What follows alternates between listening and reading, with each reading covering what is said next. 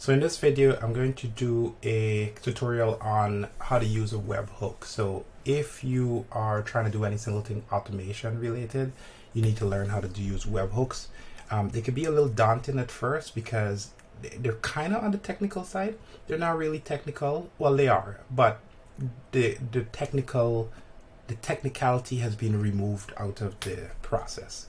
So I saw in the comments for my Read AI video that somebody asked if I could do a tutorial on a webhook, and I thought that was actually a great topic to cover. So in this video, I'm going to give you just sort of an overview on how webhooks work and what are the tools that you can actually use in order to connect webhooks, which are at least the ones that I think are good for it. And then I'll give you some of my general just overall takes on why and how you can potentially use it and what the benefits are. I use webhooks all the time. If it wasn't for webhooks, I just wouldn't exist, and that is actually a fact. I won't be able to function. Think of webhooks like your computer personal assistant.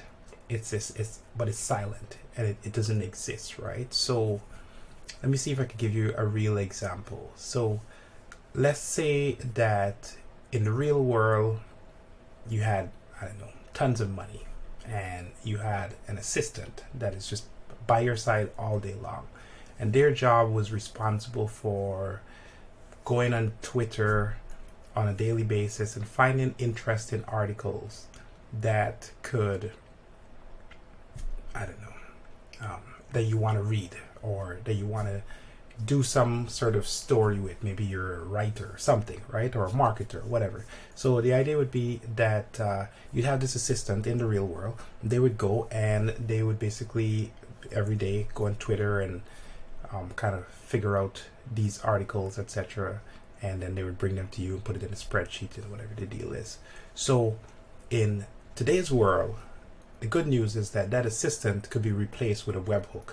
So it's a combination of technology, but to keep it simple, you would have some sort of monitor that would keep on a consistent basis, once a day, twice a day, every hour, whatever it is. Check in Twitter for the articles or conversation that you need.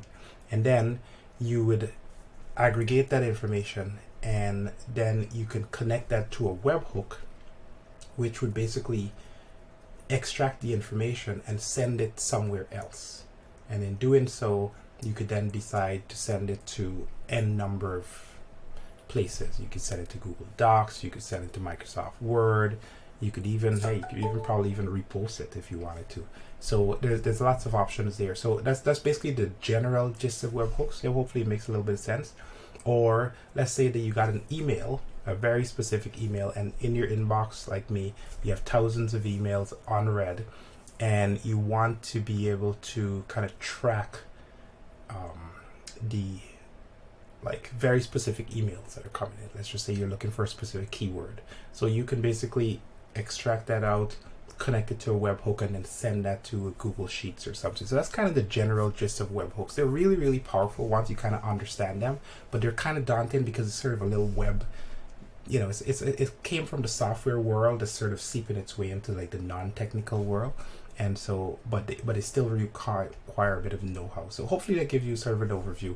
And then what I'll do now is I'll open up my whiteboard, just kind of dive into how it actually works, and then a couple of tools that might help you out with that. So before I actually dive into the details, I'm probably going to do more extensive videos on this topic because I can't cover it in one video. It'd be too long and or boring video. I'm already boring as it is. But yeah, so but the three different tools that at least I think that you should pay attention to if you want to do any single thing with webhooks. The first one is Zapier. So Zapier is it's a great tool. It's probably one of the first on the market. Honestly, I think they defined this space of integration. Before that, there's another tool called If Then That. So it's like If Then That, IFTTT. Yeah, these guys, IFTTT, right? So they're also a leader. The way how I describe them though is that I think of them as like a more of an entry level system, because I find that they don't have an exhaustive list in terms of integration. Okay, that being said, it's a perfectly fine tool if you're just getting started out and you're using mostly the popular online platforms. So for example, they got here best tweet automation tool, AI generation tweets, solutions. Yeah, so they have a few options. I won't go into the details of that. Then there's make.com, which is another tool that is also pretty good. And so this tool was rebranded from something else. I'm forgetting the name of what it was rebranded from, but it's a fairly solid tool from what I'm seeing. It does have a bit of a learning curve is how I would describe it, and that's partially because the approach that they're trying to take, at least from my perspective, is a little unconventional. They're trying to go very UI, so you could tell it's like a graphics person that kind of did it. But then even for me, just jumping into it, no tutorials, any single thing, just trying to like work my way through the details, it was just very, like, it takes a little bit of fiddling to kind of get right, because they kind of hide the logs is how I would describe it, and it looks pretty, but then when you want the details, you have to really dig into the details. The details are there, it's just that you have to kind of spend a little more time to get there. That's how I would describe them. And then last but not least, I would say is Power Automate, which is Microsoft Flow. So this is the Microsoft version of it,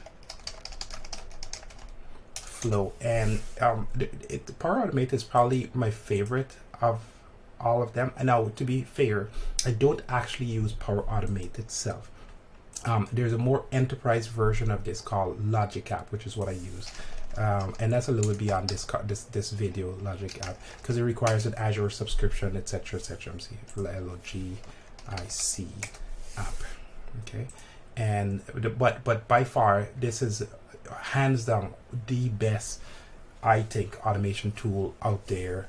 That is just a hidden secret that nobody really understands or knows about. AWS has a version of it. I'm forgetting what their equivalent of it is. I'm losing my mind here. It doesn't matter. I don't care about AWS. I do, but I don't. I actually, this tool is fantastic. Actually, I watched a video recently that the AWS was trying to improve their tool because it doesn't have nearly the level of sophistication as the Logic App version. So, and that's not an opinion. I think that is a true fact indeed. So anyway, just to get back to sort of home base here.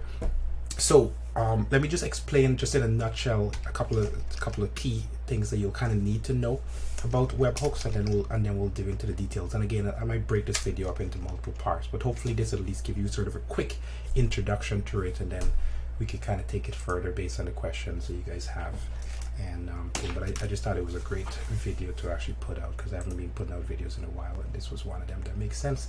So let's talk about a couple things just to kind of get to basics. So we'll set up a scenario first, and then we'll try to go after it, and maybe I'll set up something that so you know what, let's go with the meeting, the Read AI meeting. So here's a real world use case. Yes, so on the Read AI, where is it? Here. Yeah. So my Read AI account, which video seems to just be, it just keeps going. I don't know why it's such a popular video, but it is. So Read AI has an option to do integration, which I found out recently. And to do automation, I could click on this tool here, and I could click on this here and search automation here, right? And I can add a webhook. How and why am I adding a webhook? So first of all, there must be a reason why you want a webhook, and generally speaking is you want to extract data from a tool. So I'll give you two very clear use cases that I actually use, and hopefully it kind of gives you, or at least spark your imagination on what you could do it for. So I have the two biggest places that I use webhooks for right now is support, and right now meeting. I'll explain both of them in a second. Okay, so with support, what happens is because I'm my own like leader for my own company or whatever the deal is, right? What ended up happening is people email me, right? Like I'm on the sales call, I'm the initial person that they talk to, etc. And they email me, hey Dwayne, got a question about this problem, etc., etc. Obviously to my personal email address, dwaine@snapsuite.io. If you want to get any questions, you can feel free to email me there. So they would email me, and then what would happen is, and I use Google Workspace. So what happens is I have an automated forwarder that forwards all emails, every email that comes into my inbox, okay? And it actually goes, I could do a separate whole video on this, to be honest with you, so I won't go into too much details here. But long story short, every single thing gets forwarded to a support email address, like a second email address, support@snapsuite, okay? And then what ended up happening is this here has a whole bunch of just crazy filters, just ridiculous amount. I think I want to say we're north of like 500 filters or something. It's crazy. And it kind of just filters out a whole bunch of stuff. But with Gmail, because I get so much junk, it doesn't filter every single thing, okay? So what happens, it goes to a support inbox tool. We use a tool called Team Desk. I don't necessarily like it. It's not the best, but it's okay for what I need it for. And whenever that email comes in, the first thing we do is we trigger a webhook. Okay, when the email comes in, okay, the email comes in, it hits a webhook, and then it goes out to my backend server, right? To code. Actually, it runs code in this particular case. It said it takes the entire data. So by the webhook, I mean it will send the email, send the email address. It'll send the subject, sub, and then they'll send the body, obviously, of the email, right? The full body. Okay, so that's what it'll send to my backend. And then what will happen is my backend will look into a database, okay, on the backend, and it'll say, is this person that sent an email to Dwayne that went to the support inbox that's now here, is this person a customer? And a question mark, right? And the way how it does it, literally just does a look up into a table, call it an Excel spreadsheet, and it says, are you a customer or not? It checks the email address. If the email address is not in that list, then it just basically just triggers an API call to delete the message. That's it. That's how simple it is, right? So every single thing comes in, it hits a webhook, and then the first thing that it does, it runs some backend code, which I could go into later on in another video, and then it just says delete the message. So whenever my operations person, Rahul is his name, whenever he actually comes in here and looks at the inbox, it's only customer emails that he's seeing. Only customer emails or internal emails. That's it. That's the only single thing that he will see. So every time we get a new customer, we have to update this list, and this is coming from a CRM. We could talk about that later on, right? So that's one very clear use case that I could give you of why a webhook actually makes sense and how it's used in that case. Okay, and then the second one, the second one that I could give you, just to make some space here, is around meetings. So with meetings, as you know, I use Read AI, or if you don't know, go look at my Read AI videos and you'll see some comparison. So I use Read AI to basically give a summary of the meeting. What's the agenda, what are the topics, what did I discuss, etc., etc. That's what Read AI does, okay? Now the minute the meeting ends, okay, so end, okay, the minute the meeting ends, what I want to do is send the data to other systems. So I want to extract it, put it in my OneNote, or I want to put it in my Google Docs or something of the sort. So what I will do is I'll send it to, you guessed it, a webhook, right? I'll send it to a webhook, and that webhook will essentially take that information, and then I could then push it to my OneNote, right? Or I can push it to Notion. You know, the cool kids are using Notion these days, DION, right? Or I can push it to, in my case, Teams.